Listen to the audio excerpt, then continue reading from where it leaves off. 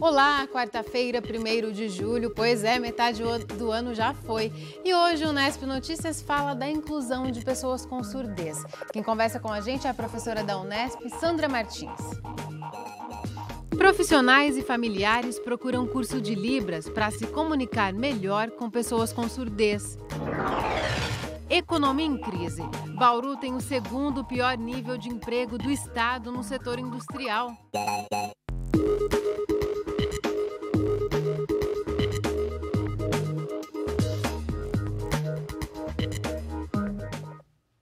E a gente começa com uma notícia que acaba de chegar. A Prefeitura de Bauru confirmou que a tarifa de água vai subir em 35%. O reajuste vai ser publicado no Diário Oficial de amanhã.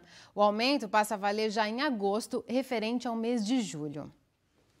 Enquanto os preços sobem, a economia encolhe. A gente fala agora de mais um indicador de que Bauru sofre com a recessão.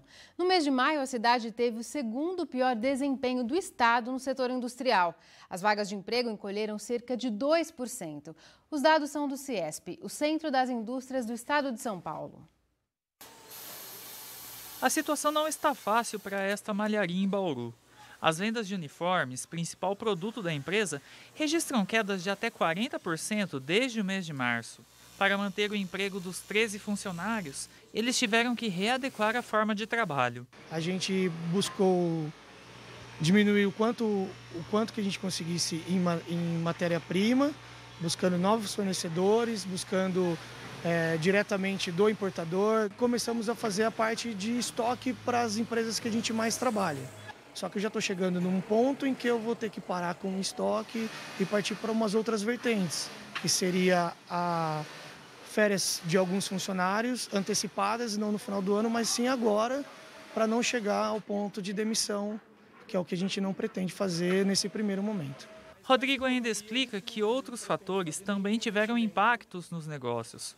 Os custos com energia subiram 50% e a alta do dólar dificulta a compra de mercadorias. No começo do ano, a malharia investiu R$50 mil nessa máquina de bordados, mas o retorno só deve vir em 2 anos. Com um cenário assim, a expectativa para os próximos meses não é boa. Eu não tenho uma previsão grande de vendas para o mês seguinte, então eu acredito que ainda vou ter uma retração ainda um pouco maior.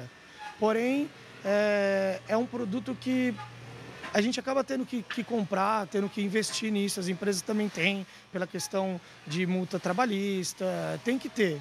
Então eu acredito que a partir de setembro, outubro, a gente volta a crescer, porém não da forma que a gente caiu. Resultados negativos também nessa indústria de metais. Aqui as vendas caíram cerca de 10% e a empresa precisou demitir funcionários. Além das dificuldades com o dólar e com os custos da energia, a retração na construção civil é outro fator que interfere negativamente. Um fator que tem influenciado muito na redução das vendas é a questão do financiamento para a habitação, que está, apesar de existirem linhas, mas está muito difícil das pessoas conseguirem o financiamento e até mesmo deles terem assim, o ânimo, a disposição de contrair o financiamento, tendo em vista a insegurança do emprego. E também as reformas, as pessoas acabam deixando para um segundo momento e investindo mais no básico, que é a alimentação e vestuário. De acordo com a pesquisa mensal de nível de emprego, que avalia o desempenho industrial das 35 diretorias regionais do CIESP, Bauru teve o segundo pior desempenho no estado, perdendo apenas para Osasco. A retração na cidade foi de 1,93% em relação ao mês anterior.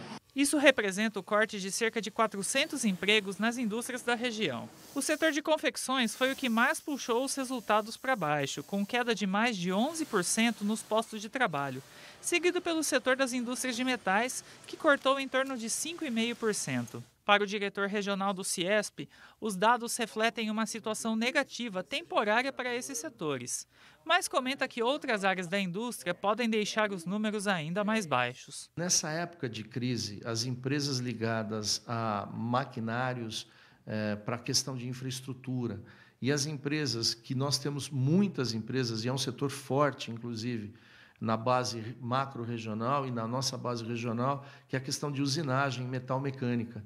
Essas empresas estão sofrendo muito, porque a paralisação da produção de máquinas, de automóveis, faz com que essas empresas que são terceirizadas e fazem usinagem sofrem dificuldades. Domingos calcula que as quedas podem ser maiores nos próximos meses. Cerca de 1 a 2% dos empregos na indústria podem estar ameaçados. Com as perspectivas desfavoráveis, ele aponta as alternativas que os empresários têm para enfrentar a crise sem recorrer às demissões. Eu adotei isso para mim, para minha empresa, para minha família, economia de guerra. Eu só vou gastar o necessário. E tipo assim, quem tiver oportunidade, quem tiver condições de inovar, inovar em processo, produto ou serviço, inove, porque inovação sempre traz algum handicap melhor para suas empresas. O cenário não é muito animador e passou a valer hoje outro reajuste para pesar no bolso dos consumidores. As tarifas de pedágio cobradas nas rodovias paulistas já estão mais caras. O aumento autorizado pela Artesp, a Agência de Transporte do Estado de São Paulo, varia de 4,11% a 8,47%, dependendo da concessionária que administra a rodovia. Na região de Bauru, o reajuste máximo atingiu algumas praças da rodovia Marechal Rondon. Agora, uma viagem de Bauru a São Paulo ficou R$ 3,10 mais cara.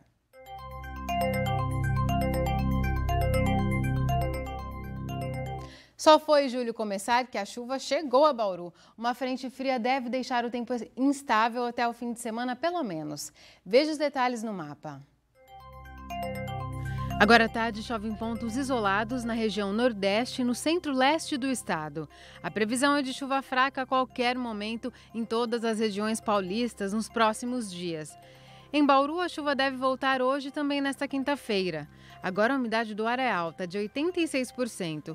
Não venta neste momento. No início do dia fez 15 graus em Bauru. Agora à tarde a temperatura não passou dos 20. Amanhã os termômetros devem variar entre 19 e 27 graus. Depois do intervalo, você vai saber por que cada vez mais pessoas querem aprender a língua de sinais. Familiares e até profissionais do comércio fazem curso de Libras para conversar sem restrições com pessoas com deficiência auditiva. É daqui a pouco, voltamos já já. Para facilitar a comunicação com uma população de pouco mais de 10 milhões de pessoas no país, o Senac em Bauru oferece um curso de Libras, a língua brasileira de sinais. As aulas são destinadas para quem precisa aprender o sistema, além dos próprios deficientes auditivos e os familiares deles. O curso já é procurado até por profissionais do comércio que querem se comunicar melhor com os clientes. Bater um papo com um amigo ou ser apresentado a alguém que não conhecemos são ações tão usuais que nem paramos para pensar quais as habilidades necessárias para isso. Mas você saberia o que fazer para se comunicar com uma pessoa que tem deficiência auditiva? É por isso que existe o Sistema Libras. Ele tem origem no alfabeto manual, que utiliza os dedos para representar as letras. Mas na Libras, os gestos e até a expressão facial são fundamentais para a comunicação. A Cláudia resolveu fazer o curso oferecido pelo Senac para se entender melhor com a filha Stephanie e os amigos dela. Estou aprendendo bastante coisa nova, bastante sinais que eu não sabia, como amigo, estudar. Stephanie nasceu ouvinte, mas uma doença fez com que ela tivesse surdez profunda desde os 8 anos. Embora consiga falar, ela conta que os sinais a ajudam a se comunicar com os amigos surdos. A estudante já conhece os sinais de alguns estados brasileiros e o nome da cidade onde mora. Bahia. Bahia. Paraíba. Ok. São Paulo. Maranhão. Maranhão. São Paulo. Ela perguntou o sinal de São Paulo, você sabe? São Paulo. Ela também aprendeu os sinais que identificam os amigos. Penha. Tamires.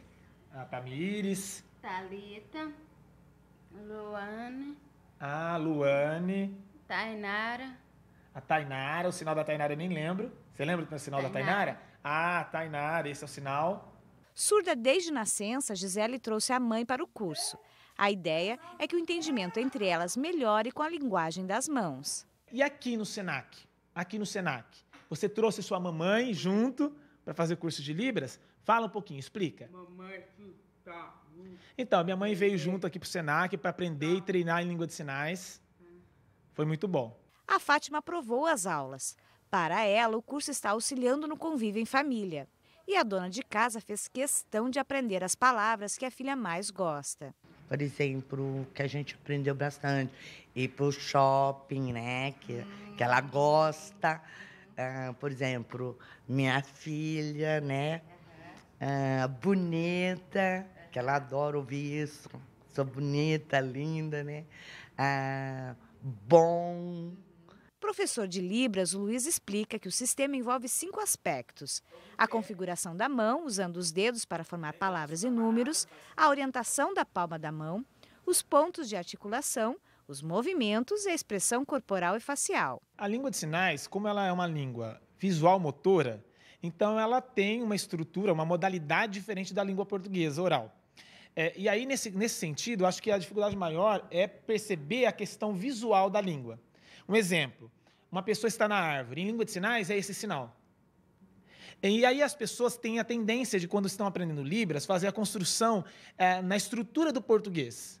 Então faz, por exemplo, menina está na árvore. Isso aqui, essa ordem, é a ordem da língua portuguesa. E a língua de sinais, ela tem um elemento que é de simultaneidade, que eu tenho um sinal só numa construção. E não são só familiares os interessados em aprender Libras. Profissionais de diversas áreas também se preocupam em melhorar a comunicação com as pessoas com quem convivem. É o caso da Ana, que trabalha com o comércio. Eu sempre senti atração pela linguagem de sinais, pela dificuldade que o deficiente auditivo tem em se comunicar, né? Eles ficam muito isolados. Sempre passa algum deficiente auditivo pedindo informação, alguma coisa, e sempre é legal ajudar. A demanda por profissionais que possam traduzir a língua brasileira de sinais tem aumentado nos últimos anos, principalmente em hospitais, escolas e universidades. Mas é preciso que esse profissional esteja devidamente habilitado. A gente tem poucos cursos de língua de sinais, o que a gente tem é de nível básico, e faltam informações, faltam pessoas formadas. Como que as empresas poderão contratar pessoas para trabalhar como tradutor e intérprete se elas não têm o tradutor e intérprete? E quando tem o tradutor e intérprete, e às vezes nós temos algumas pessoas que precisam buscar formação continuada, porque é uma língua e, de fato, precisa ter domínio dessa língua para trabalhar com tradução. No próximo bloco, a gente continua a falar sobre a língua de sinais e a inclusão de pessoas com algum nível de surdez. Vamos conversar com a professora da Unesp que pesquisa esse tema, a Sandra Martins. Continue com a gente que o intervalo é bem rápido. Estamos de volta e a gente continua a falar da importância de se difundir a Libras, a língua de sinais, e que outras medidas também ajudam na inclusão de pessoas com deficiência auditiva. Quem responde a essas questões é a professora da Unesp, Sandra Martins. Sandra, muito obrigada por sua presença aqui no Unesp Notícias. Eu que agradeço, Larissa, a oportunidade de estar aqui falando desse tema. Sandra, o próprio nome diz que é a língua brasileira de sinais. Muita gente imagina que ela seja uma língua universal, mas não é.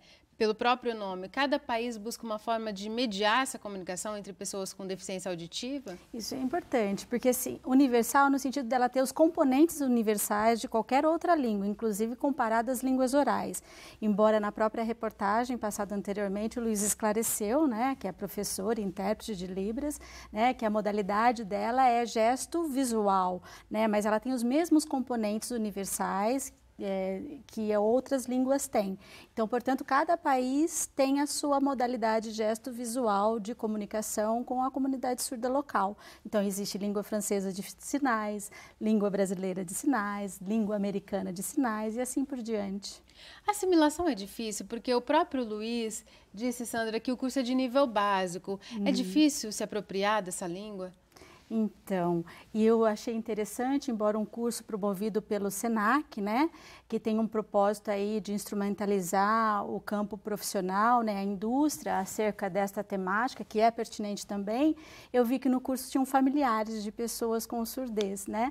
Então, assim, como o Luiz mesmo relatou, há uma carência enorme de cursos de formação nesta área, né, que possa mediar essa comunicação com usuários desse sistema linguístico, em especial, na maioria das muitas vezes ele ocorre em termos de formação continuada, no âmbito da extensão, do aprofundamento, mas esta língua, o reconhecimento dela como língua na comunidade surda brasileira, ela é recente, ela é de 2002, né? Então nós temos uma década e pouquinho aí em relação ao reconhecimento dela na nossa comunidade, e várias outras ações derivaram decorrentes desse reconhecimento, como recentemente, em 2010, a lei que regulamenta a profissão do tradutor-intérprete, né? Então, é louvável qualquer iniciativa, principalmente no campo da indústria, que vai favorecer aí a instrumentalização de pessoas para se relacionar no campo de trabalho com esse segmento aí populacional, no exercício da sua função, então é louvável, mas para além disso também há uma carência de cursos de formação, aí vinculado, óbvio, que é o curso de letras, né, que é o curso no âmbito do bacharelado. Então, a formação em graduação, na universidade. Na universidade, vinculado aos cursos de letras, que aí você forma o tradutor e intérprete em Libras português, por exemplo. Nós temos algumas universidades no país que estão formando nessa direção, para atuar em qualquer área, viu, Larissa? Quer seja no campo, no mercado de trabalho, nas indústrias, nos hospitais, na área de lazer, cultura e até mesmo num segmento muito amplo, necessário, que é na educação. Falando em educação, Sandra, um desafio que a gente imagina que seja muito grande é o de ensinar a ler e escrever pessoas com deficiência auditiva, surdez total, porque elas não têm a referência fonética, né, a referência do som. A língua de sinais também pode ajudar na alfabetização dessas pessoas. E como que se dá essa alfabetização? Tem uma metodologia, um sistema de ensino próprio para isso? Eu acho que nós teríamos que ter um programa só para falar disso, tá, Larissa? Bastante complexo. Porque é muito complexa essa questão, mas ela é necessária e importante. Nós sabemos que o nível, ou quer dizer, ainda há um baixo nível de letramento das pessoas com surdez, não é porque elas têm algum impedimento que a desqualifica para aprender o português na modalidade escrita. Eu acho que ainda a gente carece de procedimentos de ensino de modo que facilite o acesso a esta língua, que é o português. Então, a criança surda, né, nós sabemos que a recorrência, ela nasce na maioria oriunda de lares ouvintes, do qual a apropriação não vai se dar de maneira natural nem espontânea, como ocorre com a comunicação oral. Então, a criança que fala, ela vai chegar na escola já dominando pelo menos a modalidade oral da sua língua, né, no processo de alfabetização, diferentemente da criança surda, né, que ainda não usa essa língua de maneira natural, a família não se comunica com ela, então é necessário que a escola cuide desses espaços, e a gente tem seguido como referência, dentro da perspectiva de educação inclusiva, as classes bilíngues, que vai cuidar de instrumentalizar essa família em relação à apropriação de uma língua, que no caso para ela é a segunda, e para o seu filho é a primeira, porque ao estudar nesses espaços com professores capacitados, usuários desse sistema linguístico, ela vai se apropriando da língua como primeira língua de sinais e do português na modalidade escrita como segunda. Então, essa aprendizagem deveria ser simultânea?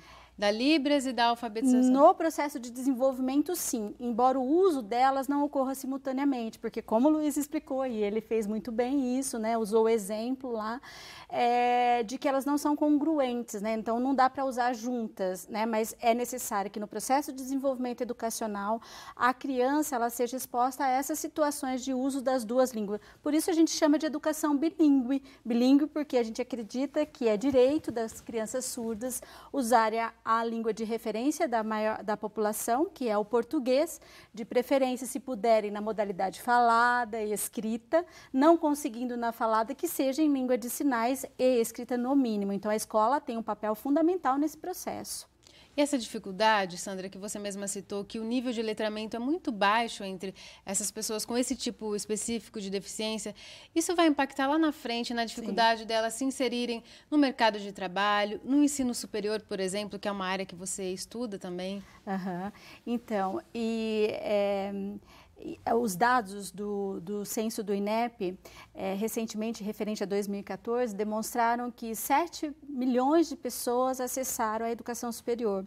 Dessas 7 milhões, 29 mil se declararam com alguma deficiência, aproximadamente 29 mil, que representa 0,4% da população, ou seja, da amostra total.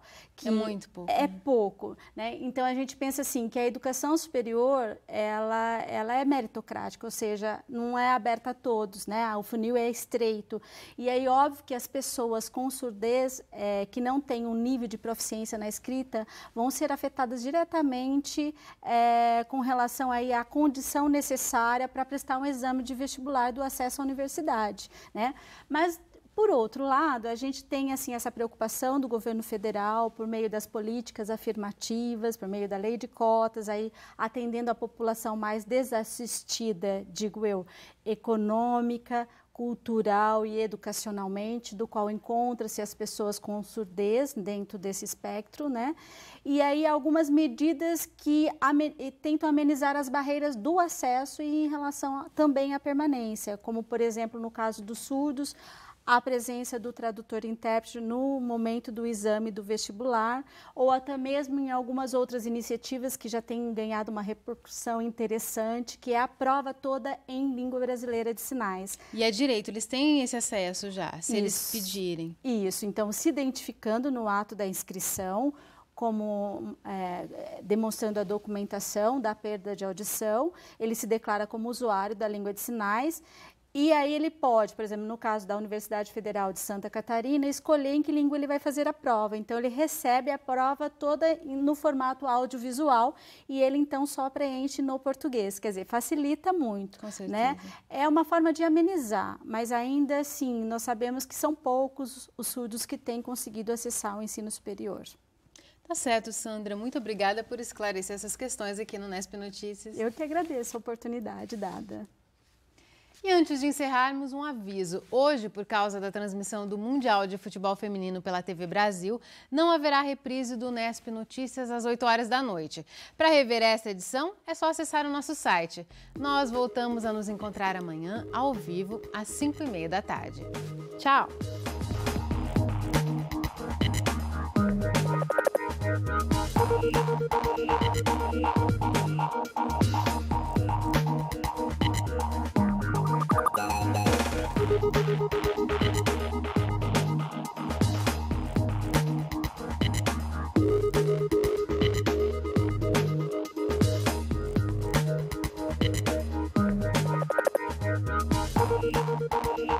Thank you.